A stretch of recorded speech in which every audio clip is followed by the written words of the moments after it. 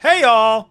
Beating Pokemon Crystal using only one Smeargle was a work of art, and this week we're gonna start off on a bit of a new leaf. I'm gonna try to beat Pokemon Crystal using only one Chikorita. As usual, the rules are I can only use Chikorita in battle, and I can't use any trainer items in battle. By the way, if you like this kind of content and want to see more, be sure to subscribe and check out more of these videos on my channel. Chikorita is one of the 3 starter Pokemon from the Johto region. It's best known from the Johto League anime for being one of Ash Ketchum's partner Pokemon, and it was particularly jealous. Dare I even say, possessive? Outside of the anime, a lot of people claim that Chikorita is, objectively, the worst Johto starter, and some other delusional people claim it's the best. I mean, objectively schmurschmectively, I'm here to put that to the test. I don't think it's that bad, but then again, I'm an idiot, so let's talk shop, shall we? As for the stats and moves, well, they're not terrible.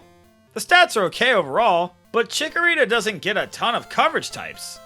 At least the moves that it does get are, well, pretty decent. I mean, honestly, that's a good way to describe this Pokemon. It's just pretty decent. Honestly, this feels a lot more like a Gen 1 moveset than a Gen 2 moveset, where a lot of the Pokemon got way better moves. Huh. Starting to understand why people think this thing is, pretty mid. Pretty mid. Alright, let's do this. Off at Professor Elm's lab, I used the Universal Pokemon Randomizer to replace Chikorita with Chikorita so that our rival will pick the Fire-type Cyndaquil. And no, that's not a typo. I actually did that. Why not just play the regular game? Well, using a patch file via the Universal Pokemon Randomizer allows me to use a separate save file for the run while maintaining my childhood save file. Chikorita might not be strong, but with that pearl necklace and its fancy hairdo, it's at least fashionable. So I nickname ours Chikorita. And somewhere out in the multiverse, there's a version of me nicknaming a Chikorita Shabby Shrub. Chikorita starts off with just Tackle and Growl, a prototypical starter moveset that is bad on purpose as a way to get you excited when you finally learn some better moves. Chikorita is going to learn some better moves eventually, right? Right? For now, it's enough to beat the rival Bubs and his Cyndaquil, although since none of his starters have coverage moves at level 5, it really comes down to luck with these first battles, unless you're holding a berry. And what, am I not supposed to hold a berry? I mean, come on! This little fashion icon can't be seen losing. I'm trying to clap them goo cheeks! After beating Bubs, I head to the Violet City Gym to take on the leader Falkner and his Flying Freaks. We arrived at level 9, but couldn't get past the first trainer Spearow until after leveling up in Bellsprout Tower. Once we do, Falkner himself isn't much of a problem, especially after we hit level 15 and learned the move Reflect. It's that move I'm always complaining about Bubs using with his Bayleaf and Meganium because it halves physical damage, but here it helps us take multiple gusts. And without Reflect, we'd have to be at a much higher level to win this battle. And I'm not trying to say right away that Chikorita's bad, I'm just calling a Kate Spade a spade. Now in Azalea Town, I'm ready to take on Bugsy the Bug-type Gym Leader for the Hive Badge. This battle, it's gonna be tough. We already have Razor Leaf, which is a great move, but not when you're facing down bug types. It's also not helpful that our best move to fight these bugs is Tackle, and it's also not helpful that Scyther has the powerful Fury Cutter. Even with Reflect having its damage, we can't take down Scyther faster than Fury Cutter builds in power as Chikorita gets crushed by Bugsy's barrage of attacks. It's a Louis Vuitton slot. Here's something cool though. At level 22, Chikorita learns the move Synthesis. It's a move that heals your health like Recover, but unlike Recover, the amount it heals is dependent upon factors that you sometimes can't control, like time of day, location, and even weather effects. Heck, in Bugsy's gym, it heals less than half our health. And so we, still can't beat Scyther. So I guess it was completely pointless for me to even bring that up. Cool. Then again, I do have a tendency to veer Bradley off course. It's not until we've grinded Chikorita all the way to level 29 that we can finally beat Bugsy. At this level, Chikorita learned the move Body Slam, which is arguably one of the best normal type moves in the game. It's 85 base power and even has a chance to paralyze the opponent. Its higher base power combined with our increased level makes quick work of the Metapod and Kakuna, and even does most of the Scyther's health in one fell swoop. It's kinda sad and pathetic that we had to be almost level 30 before we got a decently powerful move, but still, I'll take it, because Body Slam is a couture de force. Now that we've snubbed Bugsy's grubs, it's time to get the dub against Bubs. I did try this battle before we beat Bugsy, and it was not really close because of the Quilava, but now that we're such a high level and we have Body Slam, it's not long before Bubs is beat. You know, I feel like we could have won this at a lower level with Body Slam, but we didn't get it till level 29, so what are you gonna do? Seriously, we're almost high enough level to be a Meganium. But even if we could have evolved, I would have still kept our Chikorita for the Bubs battle, because it's way cuter. After all, I'm one for style over Bubstance. Next up is the Goldenrod City Gym and the battle with Whitney's Miltank. And once again, Chikorita is at such an advantage in terms of level that we blast through what is normally a very arduous duel. Razor Leaf even one-Akios the Clefairy, and Miltank immediately locks itself into the move Rollout, which builds in power like Fury Cutter, but the key difference, besides the typing, is that you can't change your move until it either misses or ends after 5 turns. This lets us Body Slam Miltank, and it can't even heal with Milk Drink. And I was really worried about how we were going to win this one, but I had no reason to stress out, apparently. Now it's time to take on the rival Bubs inside the Burnt Tower in Ecruteak City. And after crushing Whitney, we've just got to beat Bubs' butt, right? Well, despite our higher level, it takes a couple of tries to actually win. For once as well, it wasn't because of Curse either, since Haunter never once went for it. Instead, we kept getting paralyzed by Lick, but as soon as I got past it without paralysis, we won the battle. Bubs' whole team resists Razor Leaf, but Body Slam is so strong that it's not too much trouble. It even knocks out the Magnemite in 2 hits, and good thing too, because we were in range of a Sonic Boom knockout. Well, that was a lot closer than I expected, but I guess that's what I get for making fun of Bubs in the first place. That'll teach me to poke and Prada. Next up is the Spectral Showdown with the Ecruteak City gym leader Morty and his gang of ghoulish ghosts. In this battle, it's pretty bad. Morty's ghosts are all part poison types, so they resist Razor Leaf, and they're primarily ghost types, so they're immune to Body Slam. And there's just no way to win this battle with Razor Leaf, as you can see from the footage of me floundering around here. And you were so busy watching me flounder around that you missed a secret that I inserted into this video. I like to call it a fashionista egg. So, I do a couple things here. I tack on an extra level so that we get the damage rounding boost from our level ending in 5, and then I replace Synthesis with Mud Slap. And I don't feel super great about getting rid of a recovery move during a solo challenge run where I can't use items in battle to heal, but right now I definitely need Mud Slap. It not only hits Morty's ghost for super effective damage, but it lowers their accuracy and makes those pesky Hypnosis less likely to land. Plus, if I had to deplete our Beepy to try to fight with Struggle, we'd end up at an even higher level, and I'm trying to avoid that at all costs. And thank goodness we're able to win here, because repeating this battle is as dolce as a doorknob. Unlike me, someone who was born with the gift of Gabbana. I got these jokes at a swap meet. Now with the ability to surf outside of battle, I set sail from Olivine City and head to the Cianwood City Gym to take on the fighting type gym leader Chuck. This battle could have been a little tricky, but we managed to win it on the first try.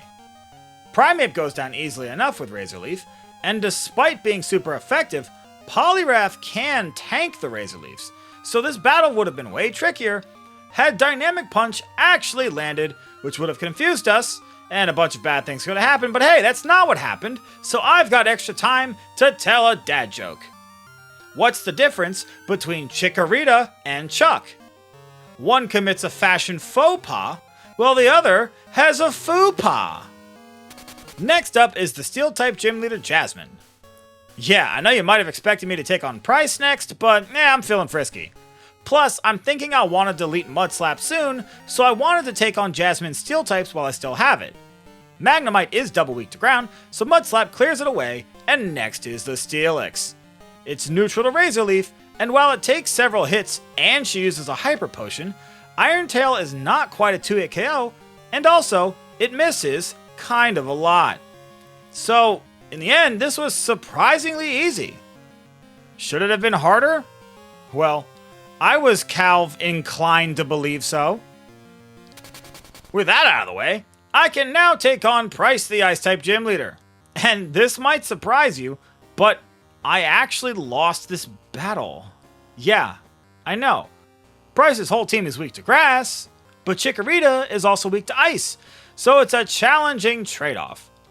The Piloswine in particular hits pretty hard with Blizzard, and it doesn't help that Razor Leaf has a chance to miss as well. And you know, I really want to defend you from the haters, Chikorita, but you did just lose to Price. Thanks, Chikorita. You put the suck in the phrase dressed for success. Handful of tries later, and I managed to make it past Price's pesky Piloswine when he uses the move Mist instead of landing a Blizzard. And to that I simply ask, why? Why Price? Ooh, maybe he was trying to defeat us with Reversace ecology? Nah, he's just dumb. With 7 gym badges in hand, we now have to take on the rival Bubs in the basement underground during the Team Rocket Radio Tower anime arc. But before I can do that, I've got to get through Team Rocket, and there's one Team Rocket admin in particular that's really aggravating. He's got a team full of coughing and a wheezing that are surprisingly bulky and hit super hard with sludge. Plus, between Smokescreen making us miss our moves and Poison whittling away crucial bits of HP, I just can't get past this one. For a while. For a long while. And I hate it. And I hate it. Alright, that's it. I'm going Vogue. It's not until Chikorita hits level 50 that I'm finally able to get the win. And even then, it took a ton of resets. My strategy is to chip the Coughings with Mud Slap and try to fish for a miss. Then, finish them off with Body Slam. And the Wheezing is a 2-hit KO with Body Slam, and the Paralysis chance is always welcome in my book, because I don't even care anymore. And this battle took me so many tries, even at this level, because Sludge hits so hard. And also, this Team Rocket admin just has a ton of Pokemon, like a full team of Pokemon. A couple of poison Pokemon wouldn't be so bad, but a whole team of them is ridiculous. And in case you can't tell, this battle wardrobe me crazy. Well, after all of that hullabaloo, I can finally take on the rival Bubs in the basement underground, and he is a lot less annoying than that Team Rocket admin we just faced. His lead Golbat does like a spam Confuse Ray, but even with me forgetting to use Safeguard to prevent status ailments, it ends up not mattering. Chikorita just plows through Bubs' team with Body Slam, even catching a stray Paralysis. Plus, we've got Mud Slap for the Magnemite and Haunter, where Body Slap wouldn't just cut it. Man, Bubs and Team Rocket's Pokemon are just absolutely terrible for Grass-type coverage. I really can't use Razor Leaf at all.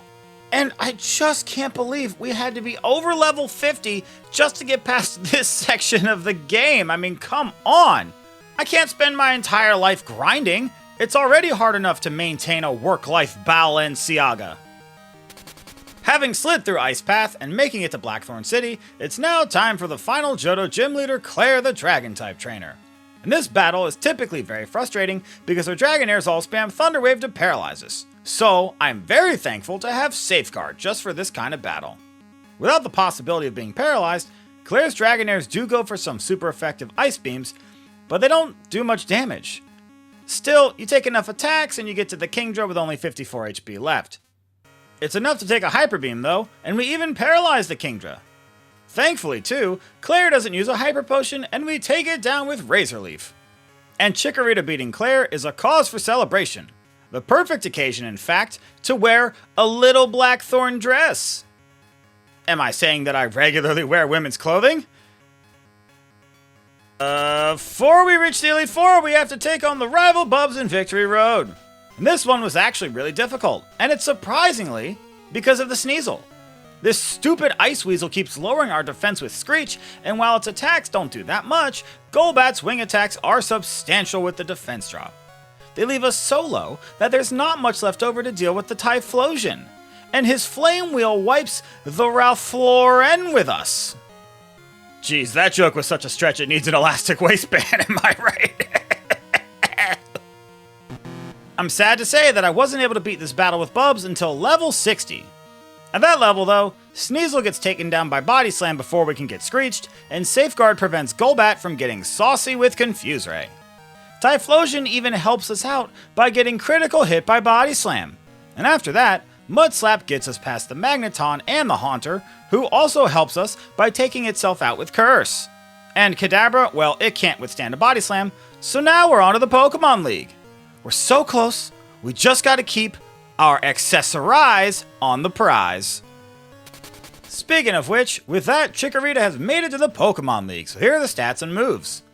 The moveset's pretty lackluster, because grass coverage is really not that great, and we have to rely very heavily on Body Slam here. So, Chikorita is basically a normal type Pokemon with no same type attack boost. Hooray! This is gonna be terrible. So anyone out there saying that, oh, Chikorita's the best Johto starter, well, it's about time you put your Armani where your mouth is. Up first is the Psychic-type Elite Four member Will. I changed out the pink bow for a berry, and no, not a bitter berry, just a regular berry. I don't need the bitter berry today because Chikorita has Safeguard to prevent Xatu's Confuse Ray, and honestly, the extra 10 HP helps to keep Chikorita out of range of Xatu's quick attack. Along the way, hopefully we can get at least a few Body Slam paralysis to help push past his Pokemon as well, and we do decent damage, but multiple Psychics from these powerful Pokemon are enough to take Chikorita down most of the time, so I often need a little bit of luck. I get a few paralysis, and legitimately the hardest part of this battle is not having our special defense dropped by Psychic, at which point we get dropped like a bad habit. Still, it only takes a couple of tries before Chikorita gets the win.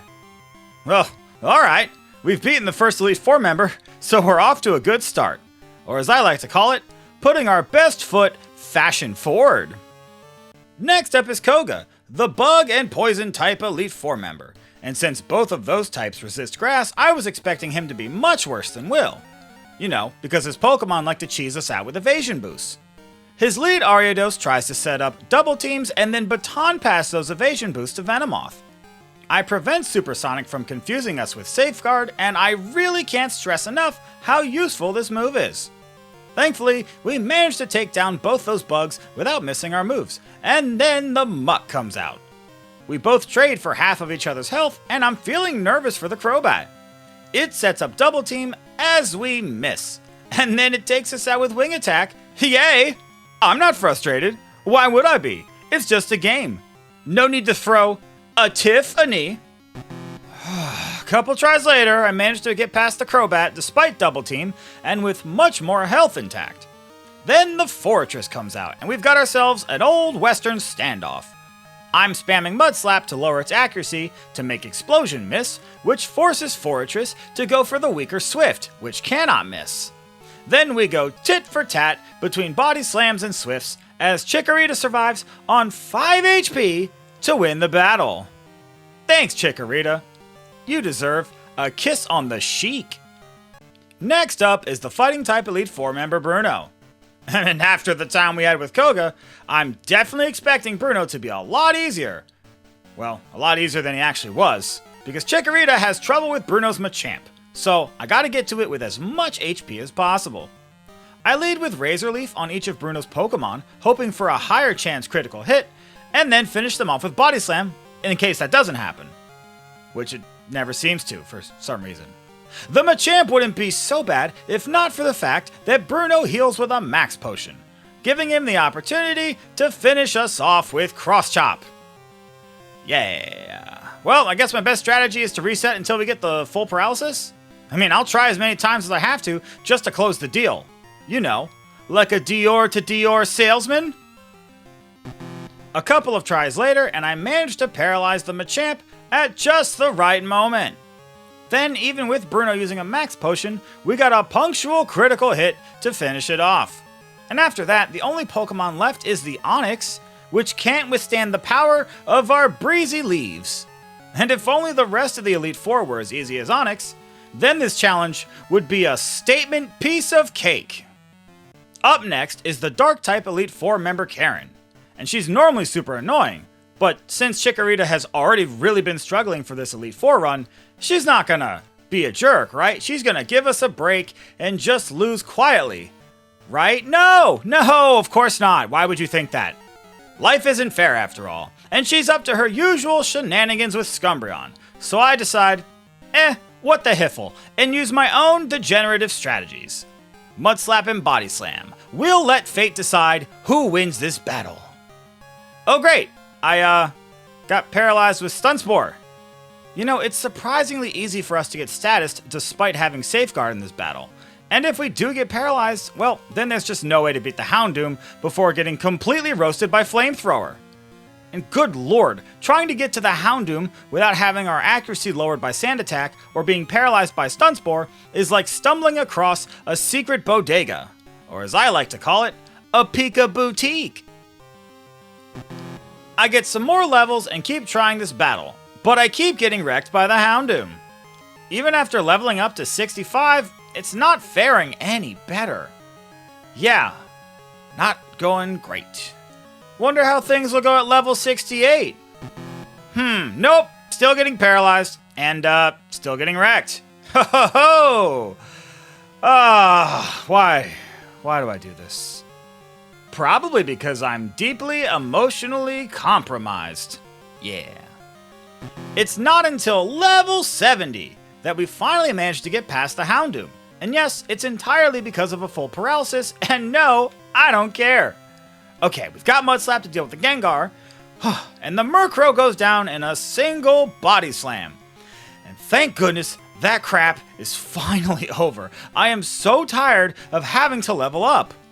I'm exhausted, and I just want to loaf around for a little bit, like a coach potato. Now it's time for the champion battle with the last member, Lance the Dragon Master. I've been saving a fun little ace up my sleeve until now. I found out earlier while training that Chikorita has Hidden Power Electric, which is really great for super effective damage against Lance's Gyarados, Aerodactyl, and Charizard. Still, I have to rely on Body Slam Paralysis to get past all three of the Dragonites, which are neutral to Electric. Gyarados is always a one-hit KO even without a critical hit, and Safeguard protects us from Dragonite's Thunder Wave, but the real problem are the other super effective attacks on his team, like Blizzard, and Wing Attack, and Flamethrower, and Fire Blast, all of which do way more damage to Chikorita than our Hidden Power does to them. Hidden Power deals more damage the better your DVs are, which are like your Pokemon's chromosomes in this game. And judging from how little damage we're doing, Chikorita's DVs must be like a cheap pair of denim, or as I like to call it, recessive jeans. After getting to level 75, we have the most insane luck imaginable. I've changed the strategy to allow Gyarados to set up Rain Dance first as I use Safeguard before we knock it out with Hidden Power, and that way we take one less attack from Dragonite. Then we critical hit the Aerodactyl with Hidden Power so we get to take one less Wing Attack. And then, as the rain expires and we're no longer protected from Charizard's Flamethrower, Chikorita lands another critical hit. And if that wasn't enough, we get yet another full paralysis against the level 50 Dragonite. And as Lance heals and we're about to knock it out, he misses a Fire Blast. Oh my goodness. And then the final Dragonite, well, it just uses Twister. Twister? I hardly even know her. Wait, hold on. Is that kind of humor out of fashion? After all, I don't want to seem clothes-minded. And with Lance defeated, we have finally conquered the Pokemon League, and Chikorita has made it into the Hall of Fame. But you know it's not over just yet. I'm always going to consider beating the final Trainer Red as the final boss of the run, unless, of course, a Pokemon is just impossibly bad. And well, Chikorita's not bad, it's just mediocre. So, I set sail upon the SS Aqua to head over to Kanto to take on their 8 gym leaders to acquire all 16 badges and earn the right to challenge Red atop Mount Silver. And I got through most of the Kanto gym leaders without any trouble, so now it's time to take on the final Kanto gym leader, Blue. Even though we're at level 79, his Pokemon are not pushovers at all. Hidden Power Electric is a 2-hit KO on Blue's Pidgeot, and his Pokemon all take multiple attacks to take down. Also, I must have used up all my luck in that last Lance battle, because throughout all of my tries at this level, I'm getting noticeably less paralysis with Body Slam. Honestly, most of the times I don't even make it past the Alakazam, which is weird because I expected to get further than that. Our plant Pokemon fades faster than a fashion fad. You could even say it lost supreme maturely? Alright, let's try something different. My longtime viewers might be expecting me to go for Curse here, but instead I use one of my other favorite strategies for Blue. I slap a Bitter Berry onto Chikorita and teach it the move Swagger, which raises the target's attack by 2 stages while confusing them. So I can Swagger the Pidgeot and wait for it to use Mirror Move to copy Swagger right back at us. This raises our attack by 2 stages, effectively doubling it, while the Bitter Berry heals off the confusion. This is the same attack boost as a Swords Dance, and remember how good Scizor was when we used it? We absolutely crushed the rest of Blue's Pokemon, even though Body Slam still isn't quite a 1-hit KO, even with those boosts. And actually, on that note, I wonder if Chikorita's got the stuff for the final boss battle. I mean, I already know we're gonna lose, let's just be honest. But at least we're gonna look good doing it. Or as I like to call it, leading glam to the slaughter. Speaking of bloodbaths, with all 16 badges in hand, it's time to take on the final trainer red atop Mount Silver. Oh god, I'm sad to report this battle was way harder than I cared for. And this whole thing comes down to being able to knock out the Charizard, because even without a sunny day, Flamethrower absolutely annihilates Chikorita. Alright, so my best bet is to use Curse, yeah, I know, in order to boost our attack, but the downside is that our speed is going to be reduced immensely, meaning we're guaranteed to take that Flamethrower, so we have to survive. Against the Venusaur, I try to make sure to get the last of our curses while also stalling for time so that leftovers can restore our health, but I mean, this is easier said than done. Even a resisted Solar Beam from Venusaur hits pretty hard, and we're not able to make it to the Charizard with full health, so we lose to Flamethrower. Oh wow, red-handed my butt, Tommy. Psst, go hill figure. Not that it matters though, because it turns out that even at full health, we couldn't take a Flamethrower. No, in fact, it won't be until many levels later that we can take a Flamethrower and 1-hit KO the Charizard in return. And what level exactly would that be? Well, I'm very sad to report that it was level 95! Oh yeah, and I've also replaced Body Slam with the slightly stronger return, yeah, I know, just to get as much damage as possible. I've also replaced the move Swagger with Protect. This lets us stall for extra leftovers recovery, and also means that we can dodge Solar Beams on the second turn. This doesn't work if the Venusaur uses Sunny Day, since the sun removes the first charge turn, but luckily, there's only 5 Sunny Day BP. Actually, the optimal strategy is to stall out all of the Venusaur's BP with Safeguard and Protect. This does a few things. First, eventually Venusaur will have to use Struggle, which lets us shirk off that damage with our boosted defense as leftovers heals us back up to full health. And second, Venusaur using Struggle means there's no more BP left for Sunny Day, so we should be able to take the Charizard's Flamethrower. But not if we get critical hit!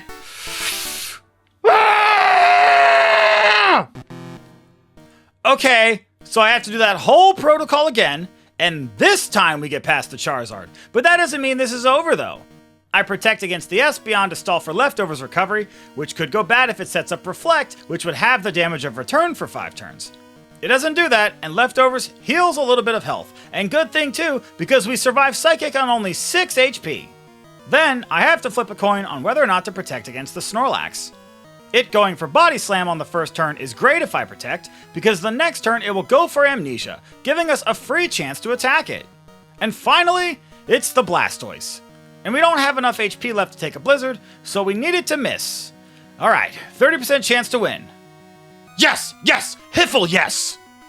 Oh, like I said, we did not have nearly enough HP to tank a Blizzard, so it's a good thing it missed.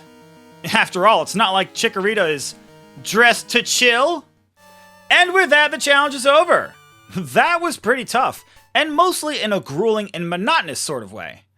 Chikorita was pretty underwhelming as expected, but at least I had fun making all of those jokes about fashion. And to anyone that's not a fan of these kinds of jokes, you do you, and I'll do me. After all, we're all entitled to life, liberty, and the purse shoe of happiness.